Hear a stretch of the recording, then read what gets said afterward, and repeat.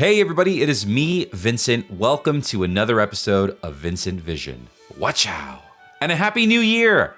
I am so happy to be jumping into another year with all of you on this channel, and I look forward to making some great Universal content for 2026. And this year is gonna be an interesting one for Universal, because after a massive 2025 with the opening of Epic Universe, the future of the parks are a little unknown. Obviously, there are major plans happening behind the scenes, and construction is already on the way for replacements to previous rides, but we currently don't really know anything about what's coming to Universal Orlando in the next few years. A few things I know for sure. Expansion is inevitable at Universal, and a lot is gonna happen at the two older parks. And unfortunately for everyone, we've kind of hit the walls when it comes to adding new things.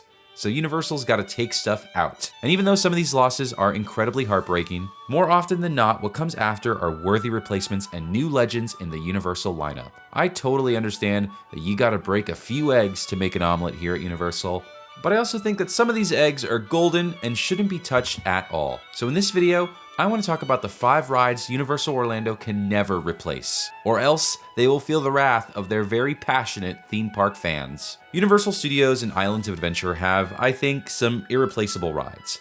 Some of these are pretty obvious. I don't really need to explain why Hagrid's and Velocicoaster are irreplaceable. They are some of the best rides Universal has ever made. They are super popular with guests. And I also don't want to talk about things that I think can and will get replaced. You know, Lost Continent has been on the chopping block for years. I think Toon Lagoon can go away, and honestly, even the Hulk is a ride that I feel can be replaced. Maybe I'll talk about all that stuff in a future video. I want to talk about the Universal attractions I believe are irreplaceable, not because they're the newest or the flashiest, but because they represent what Universal does better than anyone else. We're going to start this video off at Islands of Adventure at what is probably my favorite Universal ride, The Amazing Adventures of Spider-Man. Before even getting into the ride itself, you gotta acknowledge the slam dunk that Universal made when they got the theme park rights in 1999. And that whole land should never go away because it's the only place you're gonna be able to see superheroes in Orlando. But if we're talking about rides at Universal Orlando that can never be replaced, I think Spider-Man has to be near the top of the list. And the reason isn't just nostalgia, it's influence. When The Amazing Adventures of Spider-Man opened in 1999, it completely changed what a theme park ride could be. This was one of the first attractions to fully combine motion-based vehicles, massive physical sets, and 3D screens. And more importantly, make it all feel like one cohesive experience. You're not stopping to think about where the screens are or where the sets begin and end. It all just works together, and I think even now, decades later, the ride still holds up. And Spider-Man as a ride laid the groundwork for so many different attractions that exist around the world. A lot of them are Universal rides, obviously, but even some other major rides like Rise of the Resistance at Disney have Spider-Man to thank for paving the way. The ride is efficient, it gets a lot of people through, it has an accessible height requirement that allows families to ride together, and Spider-Man does a really great job of creating an exciting ride with big moments without being extreme. It's a perfectly balanced ride that cannot be replicated, even though there have been a few attempts. There are 3 other Spider-Man rides that I can think of in parks around the world, and none of them hold a candle to the Universal version. There's one called Spider-Man Doc Ock's Revenge in Dubai, which is just like a generic spinning roller coaster. There's Web Slingers at Disney's California Adventure, which is honestly such a letdown for Disney's first attempt at a Spider-Man ride. And an old ride that doesn't exist anymore called Spider-Man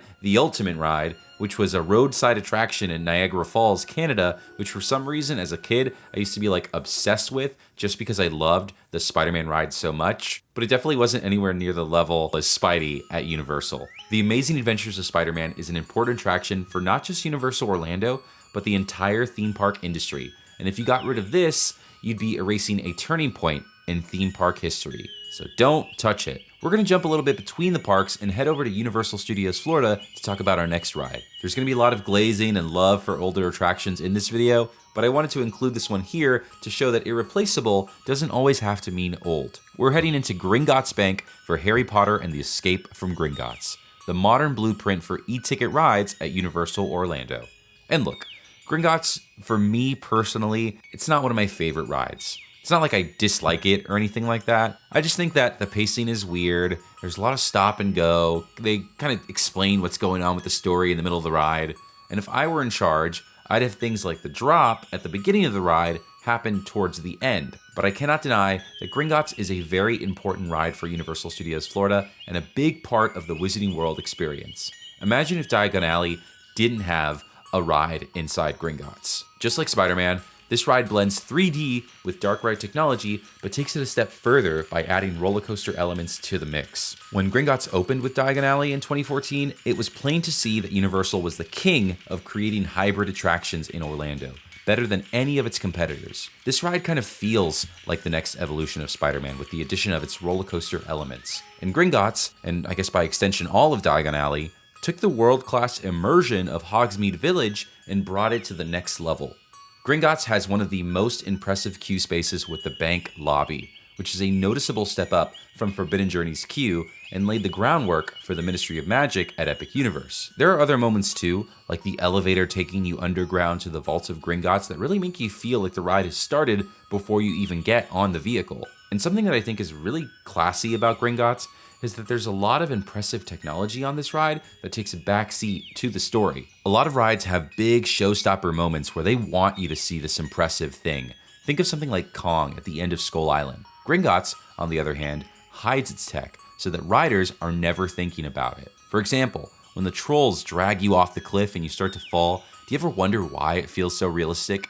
It's because the track that your ride vehicle is stopped at actually disconnects from the main track and tilts down while that scene is happening. And at the end, when you escape Voldemort and launch through the screen, there's actually a smaller screen that's on a Kuka arm that pulls away while you're distracted so you can fly through to the end of the ride. This ride is doing some serious heavy lifting in the background so that riders can stay immersed in the Harry Potter story. Gringotts uses its tech to support the story, not replace it. You could try to build another Harry Potter ride in this space someday, but replacing Gringotts would be incredibly difficult without losing what makes it effective. Escape from Gringotts isn't just a highlight of Universal Studios Florida, it is proof that modern attractions can still feel carefully designed, intentional, and timeless when they're done right. And interestingly enough, one of the rides that proves you don't need cutting-edge technology to be timeless is right down the street. Our next ride is Revenge of the Mummy. Good old fan favorite Mummy. I think there's enough love for this ride alone to make it untouchable, but the Mummy, as anyone watching this video would probably already know, is a very good ride. The golden era of Universal rides were in the late 90s to early 2000s, where you could really feel the distinction between a Universal attraction and something that would exist at other theme parks. Mummy is one of the best examples of it. It balances story, thrills, effects, and ride experience perfectly. You're thrust right into the story as soon as you get on the ride.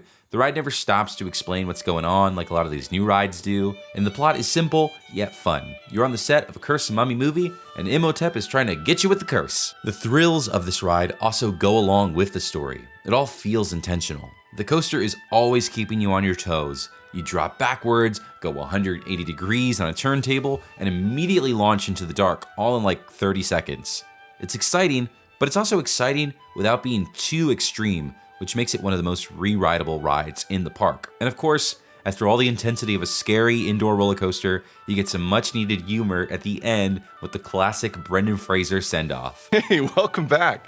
Hope you enjoyed yourself. I would have enjoyed this interview a lot more if I had gotten my cup of coffee! Something else I think is important to mention, the ride, it's all practical effects. There's animatronics and fire, which adds to the excitement of the Mummy in ways that a lot of modern screen-based rides just can't do. I don't really have much to say about the Mummy because it is truly one of the GOATs. It serves as a great bridge from the Ride the Movies era of Universal to the modern future post-Wizarding World of Harry Potter. And with the current state of Universal Studios Florida, it is very nice to have an actual roller coaster at the park. With or without your cup of coffee, the Mummy is one of the best rides at Universal Orlando, and I hope it never goes away. Another great example of a golden era Universal ride that should never go away is the Jurassic Park River Adventure. This ride opened with Islands of Adventure in 1999, though the first version of it opened at Universal Studios Hollywood in 1996. This is a classic Universal ride. You are getting to step into the world of one of the best and most successful movies of all time, Jurassic Park. And even though this ride is one of the older attractions, it is still one of the most immersive. I mean, it kind of works out perfectly.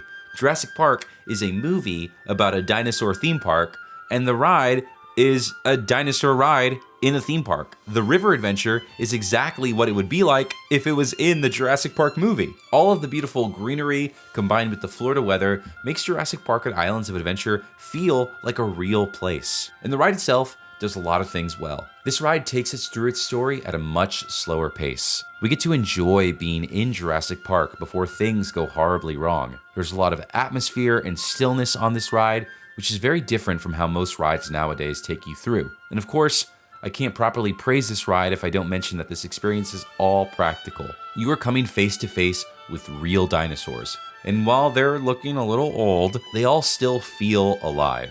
The Ultrasaur, the Stegosaurus, and of course, probably the most iconic Universal ride moment with the T-Rex right before the 85-foot drop. No other water ride can recreate the spectacle of river adventure. But we are in a little bit of an interesting spot, because by the time this video comes out at the start of 2026, the Jurassic Park River Adventure will be closed for a 10-month refurbishment, which is, one, very long for a ride to be closed, and two, has a lot of fans wondering, what's going to happen to the Jurassic Park ride? It's hard to say. A lot of people think that this might be the ride turning into the Jurassic World version that currently exists in California. Their Jurassic Park ride took 10 months to be turned over to Jurassic World. And if they did that here, then all of the rides at Islands of Adventure would be based off of World, and we would have no park representation. People also think that they're going to keep the ride as is, and hopefully use that time to redo the animatronics, which are incredibly important to the ride experience. Which would be nice because as is, the ride is pretty great, it just needs to get worked on big time.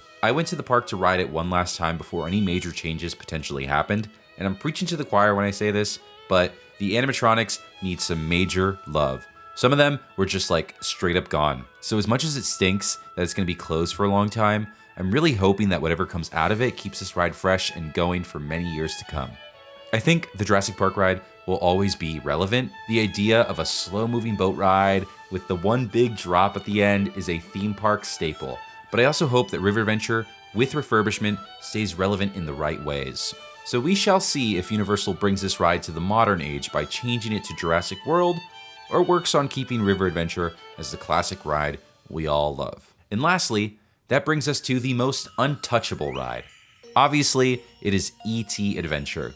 If Universal ever decided to take this ride down, they would be stabbing themselves and us in the heart, because this ride is the heart and soul of Universal Studios Florida, because it represents what the park was originally built to be, and what very little of it is still there today. Ride the movies.